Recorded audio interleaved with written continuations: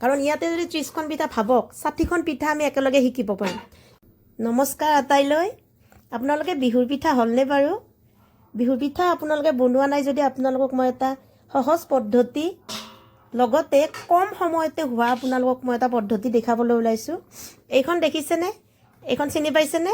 এইখন হ'ল আমাৰ চচপেনৰ ঢাকনি। আৰু এই চচপেনৰ ঢাকনিখনত পিঠা বনাইছোঁ, চাওক দেখিছেনে? ইয়াতে মোটামুটি 30খনমান পিঠা একেলগে সেকিব পাৰিছোঁ। আৰু খুব কম সময়তে ইমান ধুনীয়া পিঠা দেখিছেনে? ইমান ধুনীয়া পিঠা হৈছে তৈয়াৰ। আৰু এটা কথা আপোনালোকে নাভাবিব যে এই ঢাকনিখন জ্বলি গ'ল নেকি, বেয়া হ'ব নেকি, একো নহয়। আমি যে এয়া কেৰাহী চাফা কৰোঁ, আমাৰ জাবতটো যে থাকে ষ্টীলৰ, সেই জাবতটোৱে চাফা কৰি দিব, একদম ধুনীয়া হ'ব। এয়া দেখিছেনে কিমানখিনি পিঠা একেলগে কৰিছোঁ।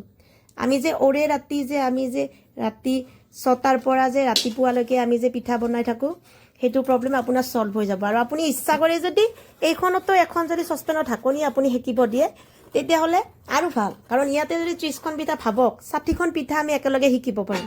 কিমান ধুনীয়া হৈছে পিঠা দেখিছেনে? এয়া চাওকচোন, পিঠা ইমান ধুনীয়া হৈছে, কোনো একো প্ৰব্লেম নাই। আপোনালোকে ট্ৰাই কৰি চাওকচোন। আৰু যদি আপোনালোকৰ ঘৰৰো কোনোবাই যদি এনেকৈ পিঠা বনোৱা নাই তেতিয়াহ'লে তেওঁলোকলৈ ভিডিঅ'টো শ্বেয়াৰ কৰি দিয়ক, তেওঁলোকে উপকৃত হ'ব।